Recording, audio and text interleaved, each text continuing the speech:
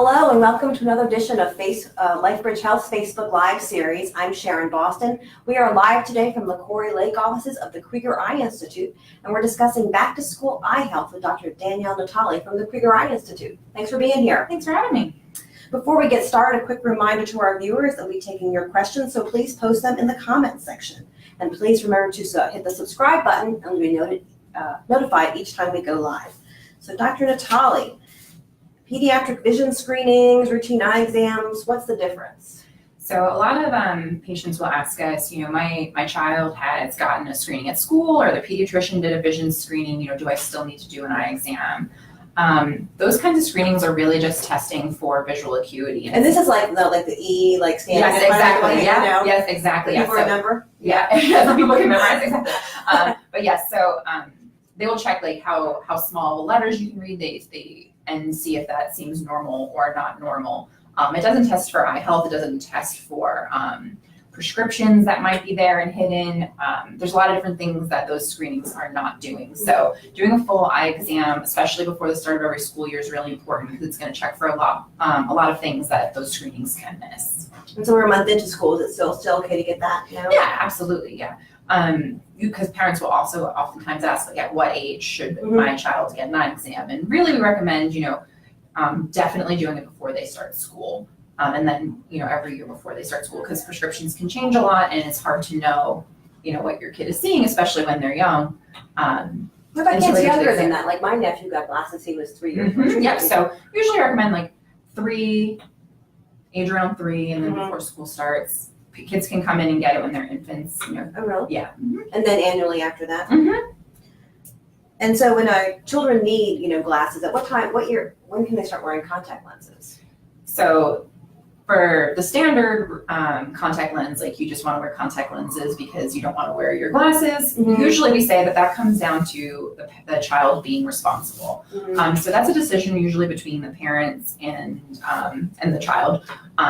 In terms of when are they responsible enough to take care of a medical device like a contact lens. A lot of times we usually see that around age like 10, 11, 12, 13 is usually when they start wearing them. But there's really no age limit. So I had a very responsible 7-year-old girl who had a very high prescription, and she learned how to take them in and out. Her parents are making sure that she's taking care of them the way that you're supposed to take care of them and all that stuff. So there's not a hard age limit, but usually it's when the child becomes responsible enough to take care of them. So it varies by child. Exactly, yes. And then also in terms of when kids are playing sports, sometimes glasses can get in the way. So when kids are doing sports or recreational activities, what are some options for vision correction and protection? Right. So one of the things that there's really 2 main options that kids will use during sports. They can get rec specs, so they're glasses that are designed for physical activity. So they're a little more wrapped to the head, so they're not bouncing around when they're running around. They'll have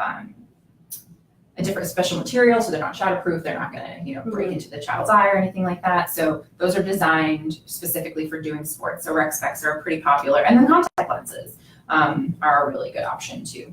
I want to remind our viewers you're watching Facebook Live on Back to School Eye Health with Dr. Danielle Natali from the Krieger Eye Institute. If you have a question, please post it in the comments section. We're all on our electronic devices, our screens. Can this cause eye strain? Like for kids, I know my nephew, he is right in it, watching Minecraft videos. So what is that doing for kids? So we are doing a lot more screens and a lot more computer work than we've ever been doing before. The computer affects the vision really in the biggest way by making your eyes dry, because you're spending so much time and effort looking at a screen, and you're focusing on what you're doing. You're not blinking as much. So what's causing is a lot of eye strain from dryness.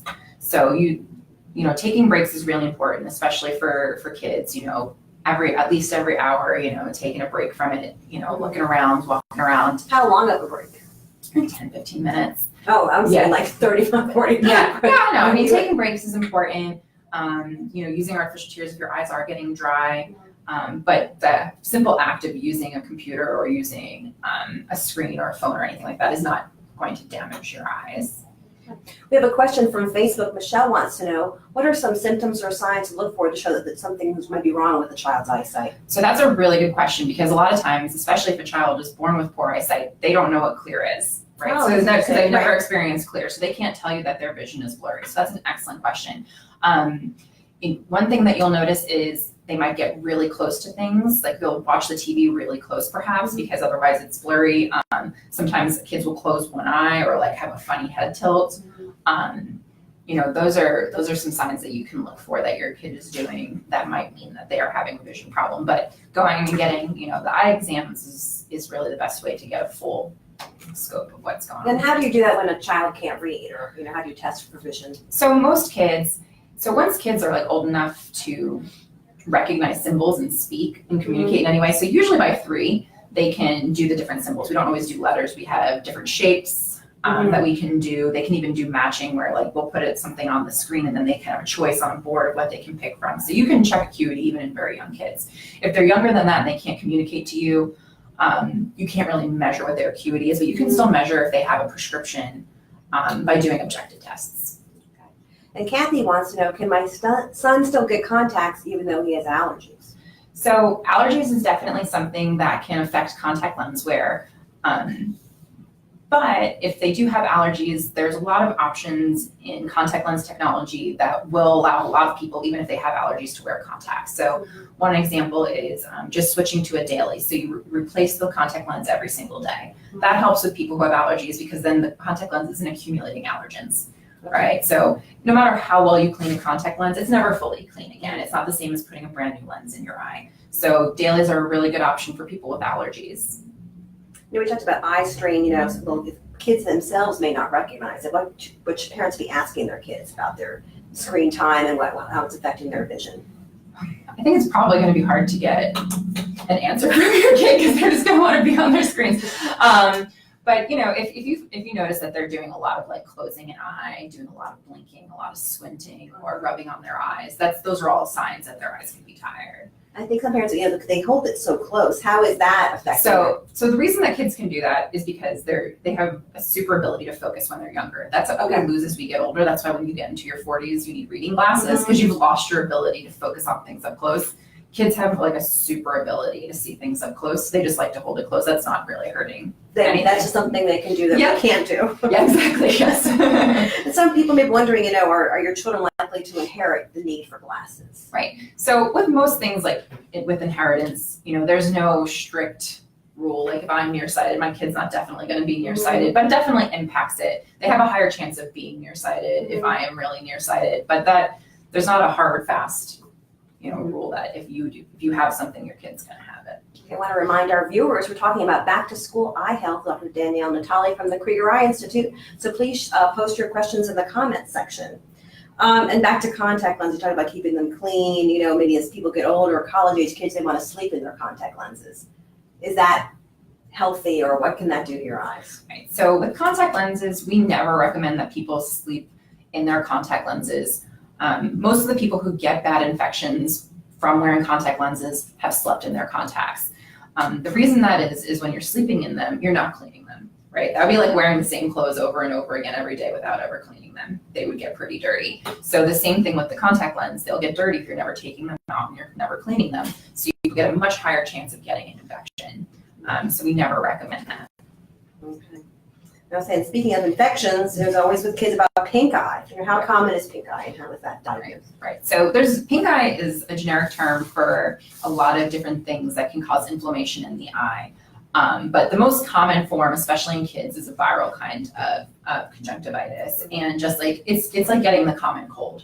So, because it's caused by a virus, just like the common cold is. So it spreads pretty easily. So if one kid in your class has a viral pink eye, there's a chance they could give it to everybody else. And how is it spreading? You're touching your eye and then touching other surfaces or yes. each other? Or? Yes, exactly, yes. It's just, it spreads very similarly to the cold in terms of, you touch your eye, you're touching other things, and then it spreads from person to person. So and just like with the cold, there's not really a treatment to make it go away. It kind of has to run its course because you can't get an antibiotic for a virus. So, or do kids stay out of school when they get that? Usually, yeah. To keep from spreading it. Yeah.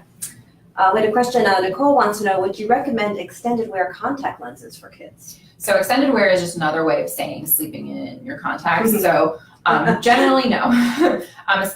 Especially not for kids because kids in general are a little germier and not as good keeping their hands out of their eyes as adults are. So that in very rare instances, adults can have extended wear lenses, but it's definitely not recommended for kids. And you're saying that some of the kids need to be more mature to even Right, have the right. contact So it's lens not because- all 13-year-olds can handle taking care of a contact lens, right? Mhm. Sometimes they have to wait until they get older. Okay. So headache can be a symptom of some vision problems, particularly among young adults.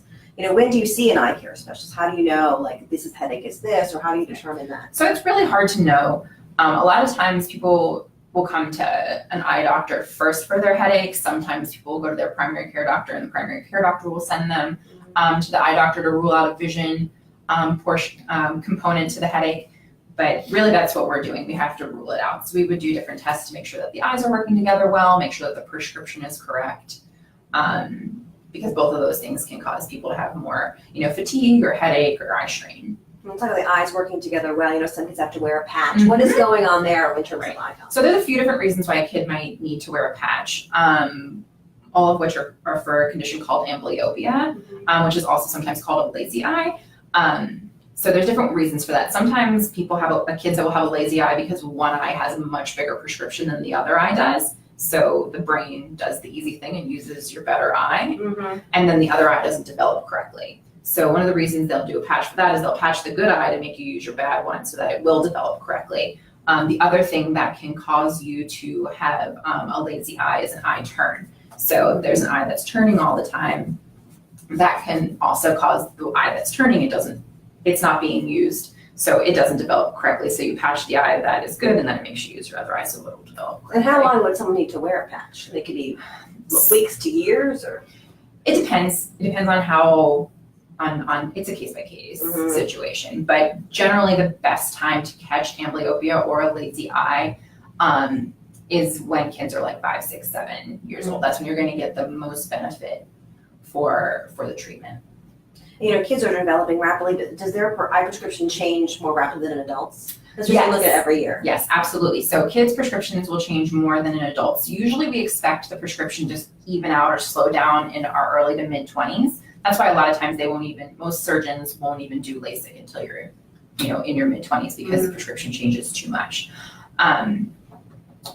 You'll notice the biggest change in a glasses prescription in a kid with a growth spurt. So if a kid grows a bunch of inches, Oh, wow. then there's a chance that their prescription can change. So everything's growing at the same time. Exactly, yeah. Okay, so for all of us, what can we do to maintain our eye health as we get older?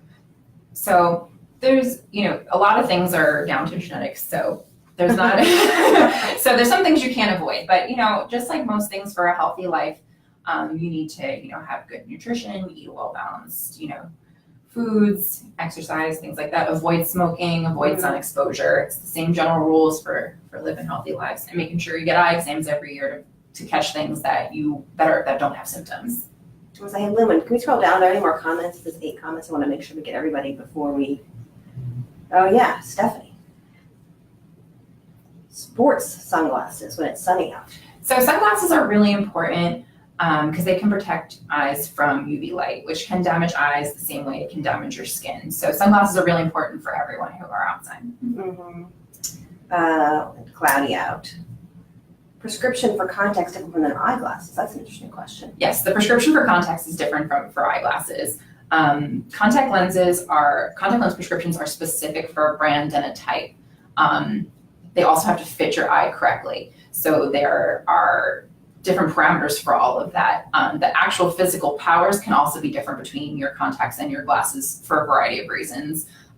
Some of it is physics, some of it is because contact lenses don't come in every single prescription like glasses do. So they can be different. So you definitely need 2 separate prescriptions in order if you want to get glasses and contact lenses. Oh, I had never heard that before. Oh, so did you wear glasses first before you go to contacts, or can you go straight to contacts? So if somebody never really had a prescription before, never really wore it, you can wear glasses and contacts at the same time, but you can't skip out on glasses completely. So if you wear contacts, even if you wear them every single day, you still need a pair of glasses, because what if you can't wear your contacts? You'd have to be able to see and function in your life. So everybody needs to have a pair of glasses, even if they're wearing contact lenses. But if you're brand new to it, you can do both at the same time. And so Caitlin is asking, how often should my child be checked if they don't currently wear glasses? Even if they don't wear glasses, they really should be checked every 1 to 2 years. With the full eye exam. With the full eye They have the exam, full yeah. dilated eye exams like Right. adults. Yes, they all have full dilated eye exams like adults. Is there anything else you want to add before we wrap up? I think that we've covered a lot of it. All right, well, thanks to Dr. Danielle Natali from the Krieger Eye Institute for joining us today and sharing her insight on back to school eye health. If you'd like to learn more about our team and our services here at the Krieger Eye Institute, you go to lifebridgehealth.org/KriegerEye. I'm Sharon Boston. Thanks so much for watching on this edition of our LifeBridge Health Facebook Live series. We'll see you next time.